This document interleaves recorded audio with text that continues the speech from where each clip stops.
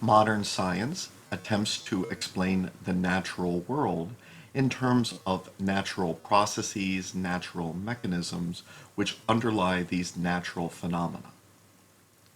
Many attempt to explain these phenomena in terms of spiritual mechanisms, such as the creationists who feel that fossils, the diversity of life, the classification of life, the history of life should not be explained in terms of the natural mechanisms using natural evidence, but rather literal interpretations of certain biblical passages. In the past, many have taken the same tact with other questions. So, for example, the question, is there witchcraft? Is there magic? This certainly is relevant to science because if storms and disease and other natural phenomenon can be caused by demons, by witches, by curses, by magic, certainly this would impact the attempt to explain them using natural mechanisms. Many turned to the Bible to answer the question, was there witchcraft, was there magic, and found a variety of passages which implied that magic and witchcraft did in fact exist. Perhaps the two most notable passages were those where Saul seeks out a witch who can conjure the spirit of dead Samuel to converse with, and the passage where Aaron and Moses confront Egyptian magicians who can convert rods of wood into living snakes. There is a passage in Exodus which in the King James Version reads, "Thou shalt not suffer a witch to live."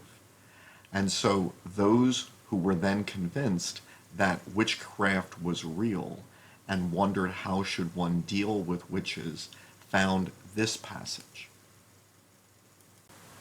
Although many interpreted that passage, "Thou shalt not suffer a witch to live," literally, the situation was made worse in the year 1484 when the Pope Innocent VIII issued a proclamation stating that inquisitors had his papal license to go throughout areas and act freely without any interference to seek out witches and to punish them as they deemed necessary. Other theologians in positions of authority also affirmed that these inquisitors had the right to seek out witches and punish them.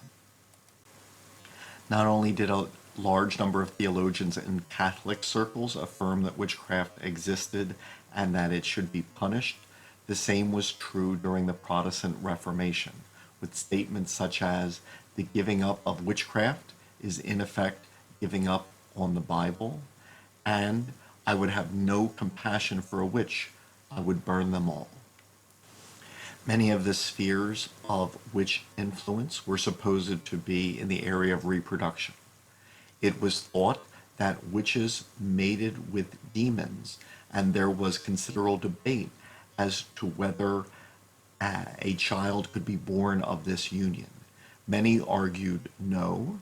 Some argued that the demon could transport semen from a man, perhaps an unwitting man, and thus a child could be conceived during their union. And others literally translated the Genesis passage in which the sons of God or angels had children with human women, and that their children were giants and heroes of old, to argue that demons and women actually could conceive children. Reproductive problems were blamed on witches. A witch could be to blame if a man was impotent. A midwife could be a witch and thus could cause the death of a child, could cause infertility, and many midwives were supposed to take children and kill them. The causes of disease were not well understood. And so when diseases broke out among people or among livestock, witchcraft and magic were often blamed.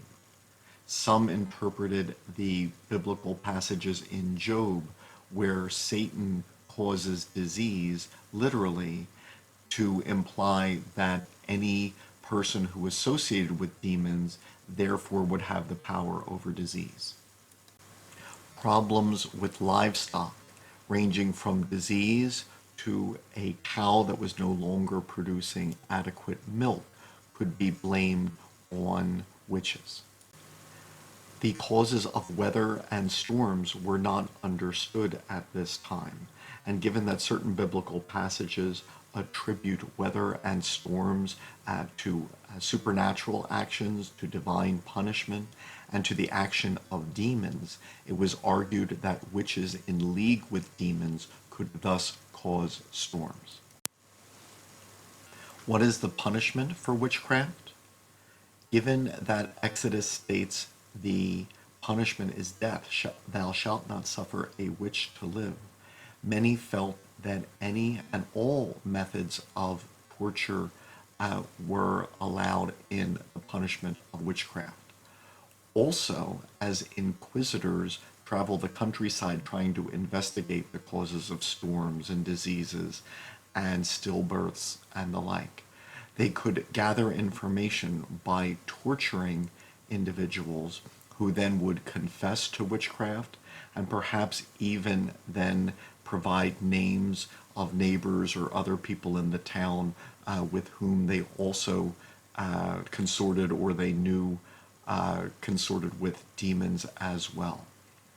In some cases, children were tortured so that their parents would confess to the crimes of witchcraft and then be burned. There were many instruments of torture used and sometimes specifically named for the punishment of witches, such as the witch's bridle.